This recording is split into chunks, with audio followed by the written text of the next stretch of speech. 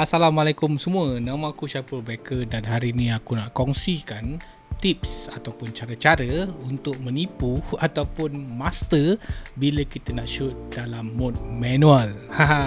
Okay, tunggu apa lagi? Let's go! Push.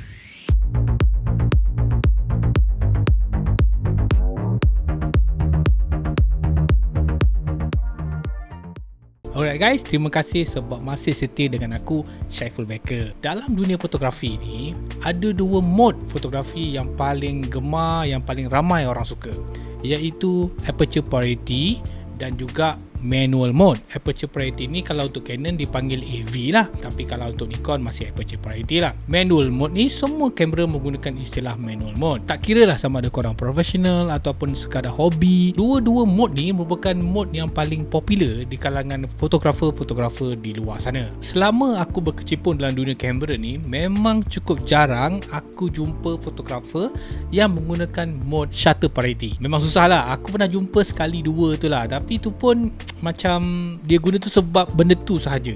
Tapi most of the time sama ada dia pakai aperture priority ataupun dia menggunakan mode secara manual. Dekat TikTok aku pernah cerita pasal benda ni, di mana tajuk video tu adalah rahsia pro fotografer. Dalam video TikTok aku ni memang ramai gila yang tengok. Lebih 80,000 viewer untuk video TikTok ni. Ramai yang share, ramai yang komen. So kalau korang nak tengok pasal video ni, korang boleh refer dekat TikTok icon aku. Tapi jangan tengok sekarang, tengok selepas korang tengok video ni. Ramai yang bersetuju dengan video aku tu, dan ada juga yang mengatakan dia lebih suka shoot dalam keadaan mode manual. So itulah aku cakap, dua mode ni memang paling ramai orang guna, aperture ataupun manual. Untuk aku pula, aku memang jarang shoot menggunakan aperture priority. Kebanyakannya boleh dikatakan 95% aku shoot menggunakan manual priority ataupun manual mode. Manual mode ni bukan sesuatu benda yang mudah ataupun pantas untuk kita gunakan, sebab bila kita nak ambil gambar, kita kena kontrol tiga benda. Kita kena kontrol aperture, kita kena kontrol shutter dan juga kita kena kontrol ISO. Bila ada moment, time tu lah korang baru nak terkedik-kedik nak setting dia punya shutter, ISO, aperture semua, memang terlepas lah moment tu. Sememangnya lah, sebelum aku menguasai dan memahami macam mana nak menggunakan mode manual ni, aku juga shoot menggunakan aperture priority. Tetapi ada satu benda yang menyebabkan aku turn off dengan aperture priority ni, ialah dari segi control shutter. Kalau kita menggunakan aperture priority, kita tak boleh nak kawal shutter. Shutter tu dikawal oleh kamera. Jadi untuk aku yang kadang-kadang tu lebih suka control shutter mengikut keperluan aku sendiri, memang aperture priority ni aku jarang guna dah sekarang. Benda ni berubah bila Sony start menggunakan teknik yang dipanggil auto ISO. So dengan penggunaan auto ISO ni, ia memang mengubah cara aku shoot daripada aperture priority dan aku menggunakan manual mode. Dan kalau korang nak tahu, auto ISO ni dah macam merupakan cheat bila kita nak menggunakan manual mode. Cheat tu maksudnya menipu lah, kita menipu dalam menggunakan manual mode. Sebab dalam dunia digital fotografi, fokus kepada tiga exposure value, tiga tiang dalam dalam fotografi: shutter, aperture dan ISO. Tetapi disebabkan ISO sekarang dah jadi auto, shutter dan aperture saja yang kita perlu kawal. Contohnya lah bila aku nak shoot sport, ISO aku akan set pada auto, aperture aku akan set paling minimum sekali, paling besar yang boleh buka, terutama kalau aku menggunakan lens 100-400, sebab lens 100 ni dia menggunakan variable aperture. Shutter aku akan mengikut keadaan. Kalaulah aku shoot yang subjek tu memang betul-betul bergerak laju, contohnya aku shoot motor, aku shoot kereta, benda ni memang kena pakai shutter speed yang cukup laju. Kalau aku nak gambar tu betul-betul pegun. Kalau aku nak main panning, aku boleh ajar main panning lah.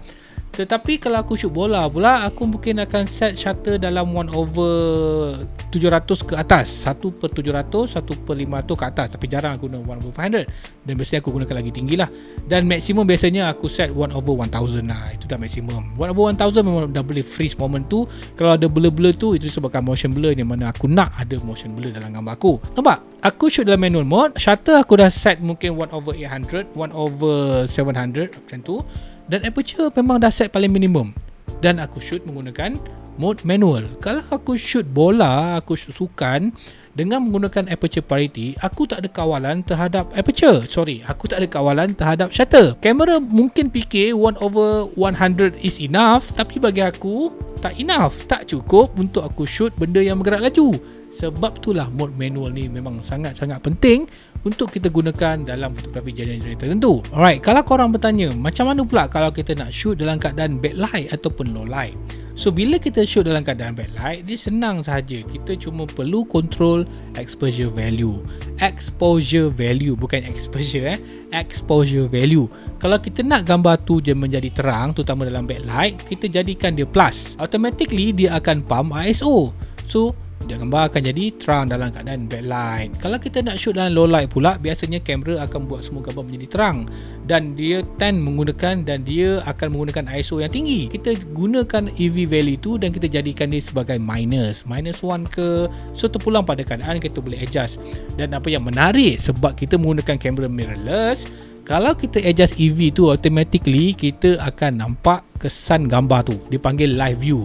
Dan sekiranya berlaku blinking, macam yang korang tengah tengok ni, dia ada blinking, something wrong dekat aperture ataupun something wrong dekat ISO. So kita kena take note benda ni, kita kena perhatikan benda ni. Kalau dia blinking, maksudnya mungkin kita punya setting tak betul.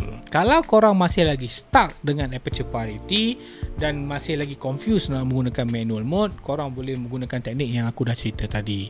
Benda ni memang sangat mudah, benda ni memang sangat senang, semua orang boleh buat. Aku harap tips aku ni dapat membantu korang untuk menjadi fotografer yang lebih baik. Kita jumpa lagi di video akan datang. Kalau korang ada apa-apa feedback, korang nak bertanya mengenai fotografi ataupun videografi, korang boleh tulis dekat komen. Kita jumpa lagi. Assalamualaikum. Bye bye.